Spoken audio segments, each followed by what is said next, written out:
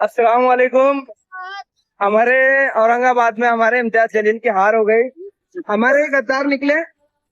मैं खुद महाराष्ट्र में चुनावी रिजल्ट सामने आ गए हैं और महायुति गठबंधन ने तो स्वीप किया है पूरे महाराष्ट्र को।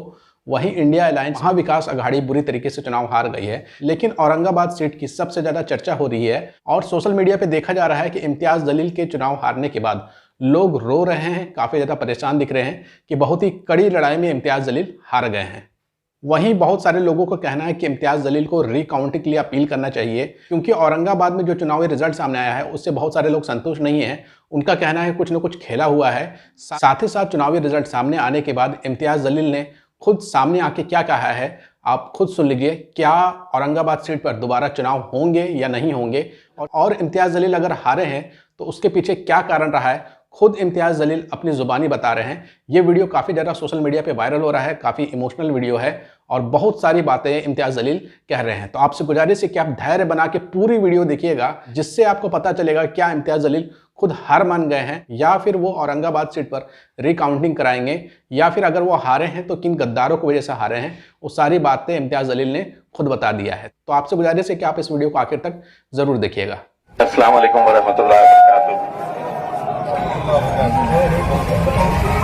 मैं बार बार ये बात कहते हुए आया हूँ, एक बार फिर से दोहरा रहा हूँ, अल्लाह का हर फैसला हमें मंजूर है। हम अपना सर झुकाकर अल्लाह की बारगाह में शुक्र अदा करते हैं कि आज अल्हम्दुलिल्लाह हम हारे जरूर है, लेकिन हमारा इत्तिहाद जिंदा है और ये सबसे बड़ी बात है।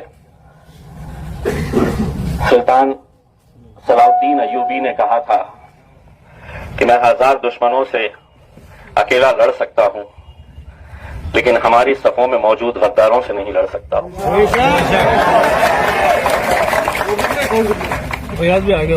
इतनी मुखालिफत, इतनी साजिशें होने के बावजूद भी महज 2000 वोटों से मैं हारा। तकरीबन 2000 वोटों से नासिर सिद्दीकी साहब भी हारे। हमें यह सोचना है कि क्या ये हमारी हार है? नहीं है। जीत है। वो तमाम लोग जिनकी ख्वाहिशें थी कि यहां से भाजपा जीत जाए, यहां से शिवसेना जीत जाए,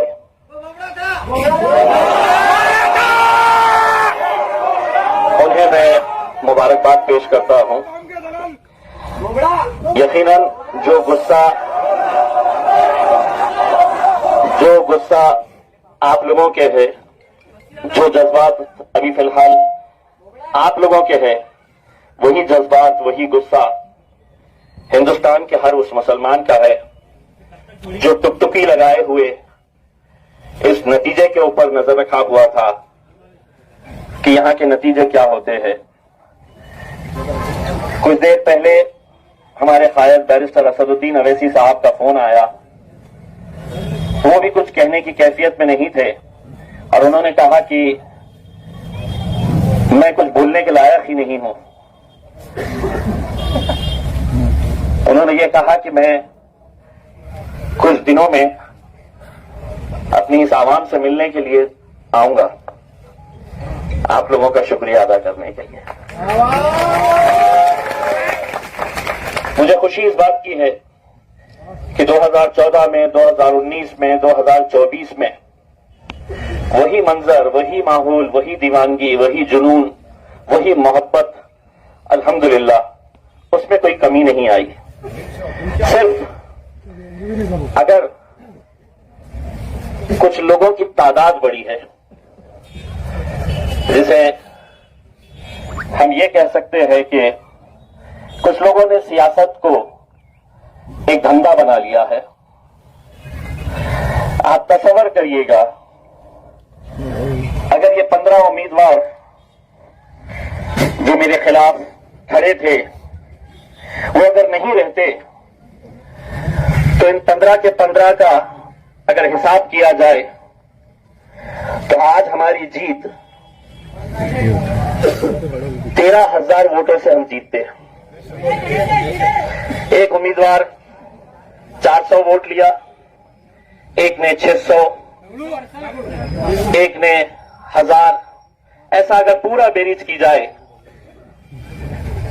तो इसका पूरा हिसाब आता है 15,000 के करीब वोट होते हैं इनके। आपने सुबह से देखा होगा कि कैसी 70,000 तक पहुंच गए, 50,000 की लीड तक हम पहुंच गए थे। लेकिन हमें भी मालूम था कि कहीं ना कहीं आखिर में वो हकीकत सामने आ जाएगी।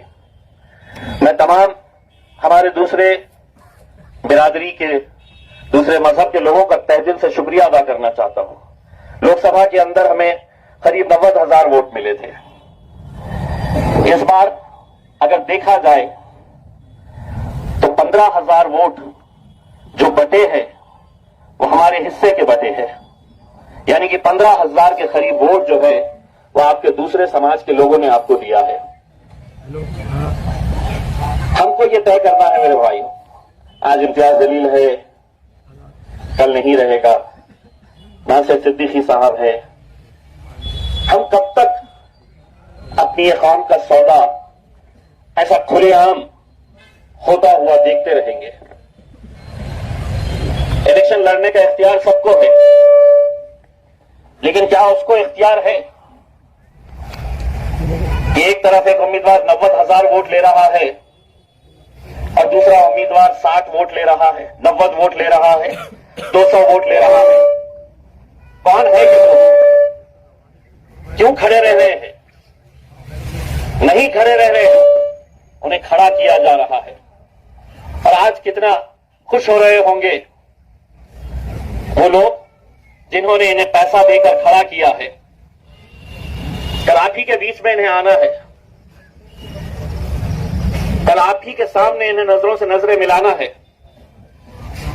अगर यकीन मानिए उनके सीने में दिल है, उनका ईमान पुख्ता है, तो मैं उन तमाम उम्मीदवारों से एक सवाल पूछना चाहूंगा, क्या आज रात में चैन की नींद सो पाओगे?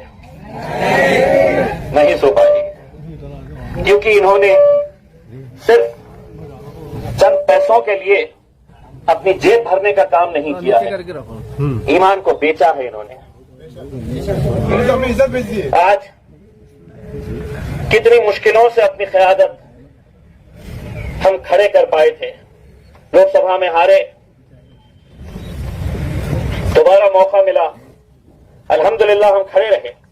लेकिन आज मेरे आंकड़ों के ऊपर नजर मत डालिए, नासिर सिद्दीकी साहब ने कितने वोट लिए हैं उसके ऊपर नजर मत डालिए।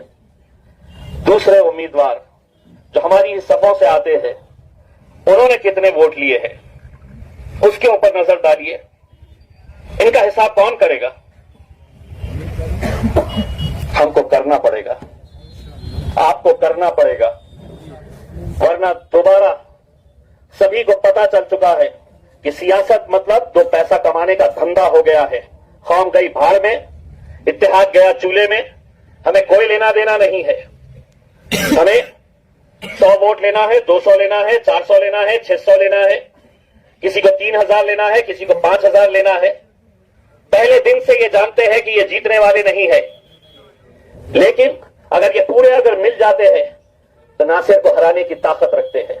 अगर ये पूरे मिल जाते हैं तो इम्तियाज जलील को हराने की ताकत रखते हैं, और उन्होंने किया। क्या हम इन्हें ऐसे ही छोड़ देंगे?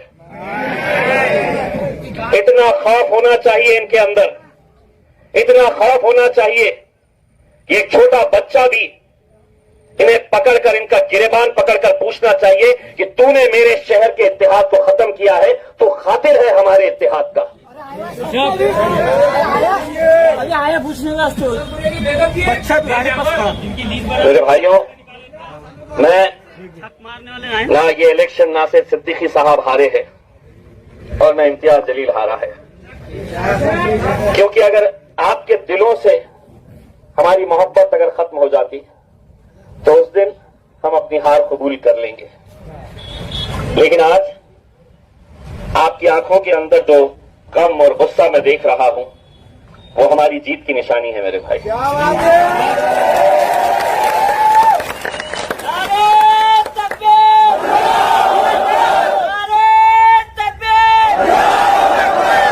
कैफियत समझ सकता हूँ। मुझे ये खबर पता चली है कि किसी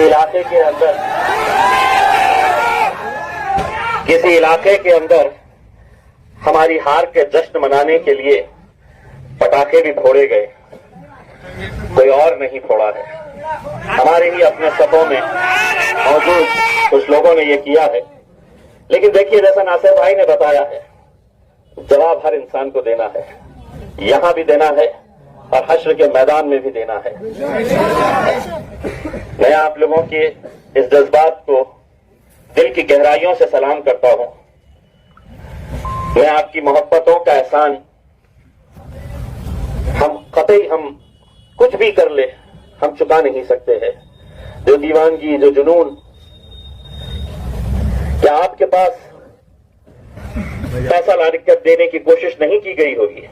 क्या आपकी गलियों में नहीं आया गया होगा?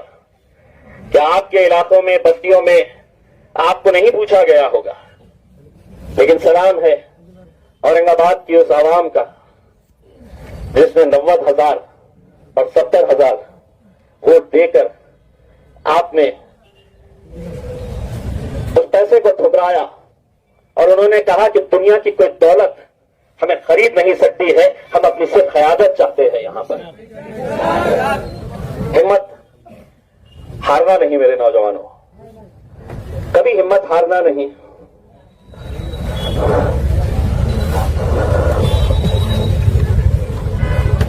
ये बहुत सारे वीडियोस आपको अभी दिखाई देंगे।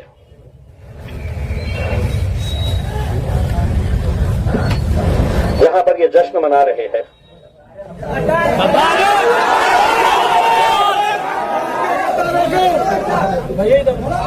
अगर आज हम खामोश रहे तो शायद इस शहर के अंदर कभी हमारी क़यादत खड़े नहीं हो सकी।